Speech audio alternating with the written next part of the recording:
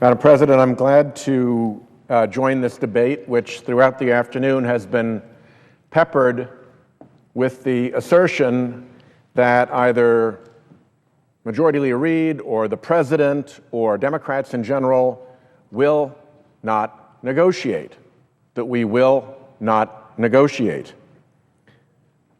I remember when I was younger, there was a radio commentator, a man named Paul Harvey, and his little motto in his radio bits was to surprise you with the rest of the story. Well, on will not negotiate, you don't even have to get to the rest of the story. Go to the rest of the sentence. The rest of the sentence is that the President and the Majority Leader will not negotiate while the other side is holding hostages, while the Tea Party is holding hostages. Here is what our former colleague, my former ranking member on the Budget Committee, Senator Judd Gregg, has said about this. A small group of Republican legislators, led by the junior senator from Texas, decided to take as hostages government operations and the raising of the debt ceiling. Well, those are exactly the hostages. Federal employees who can't work, people and businesses who want or need federal services, those families we've heard so much about today who lost loved ones on the field of battle and can't get their death benefits.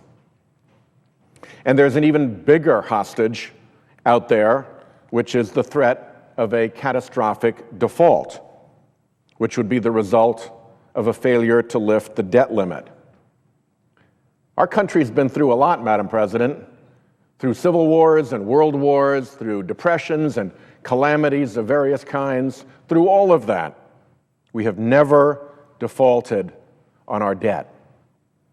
But there is a group in Congress so desperate that they're willing to use that threat as a hostage for leverage in negotiations.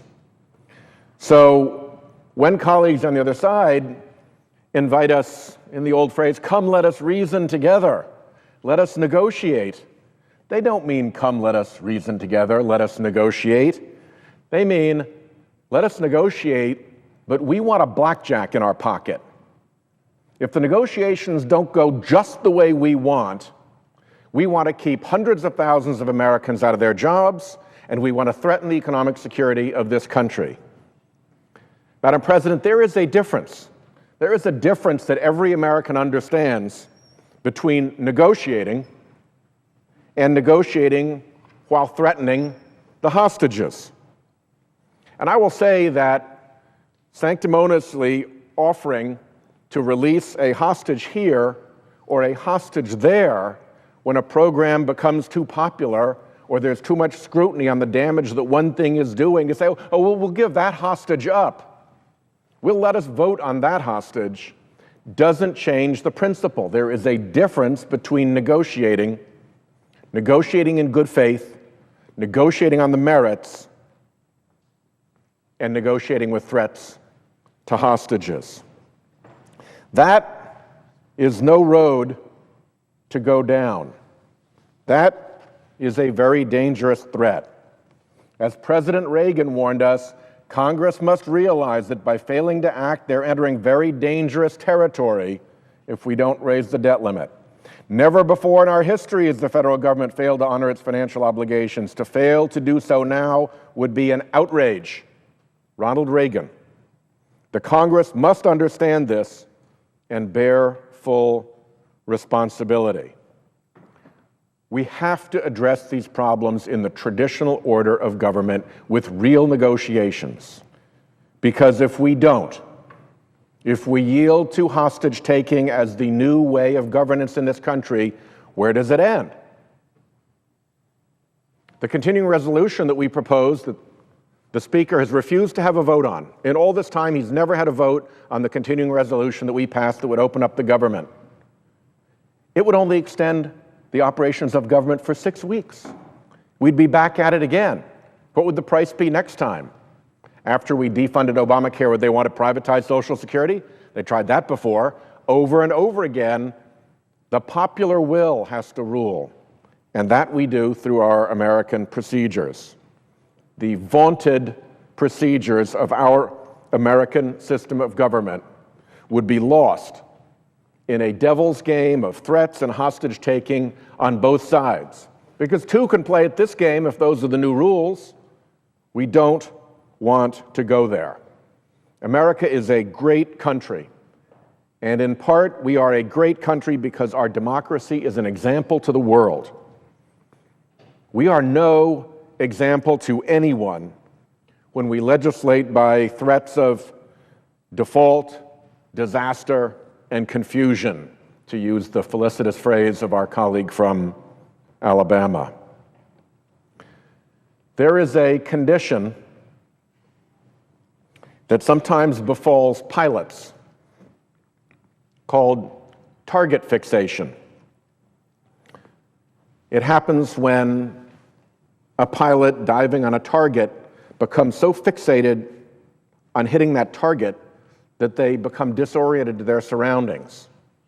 And the worst thing that befalls somebody who's the victim of target fixation is that they crash the plane. Well, we right now have Republican target fixation on repeal Obamacare. Imagine passing it 40 times in the House, 40 sometimes, which they've done. If that's not a sign of target fixation, I don't know what is.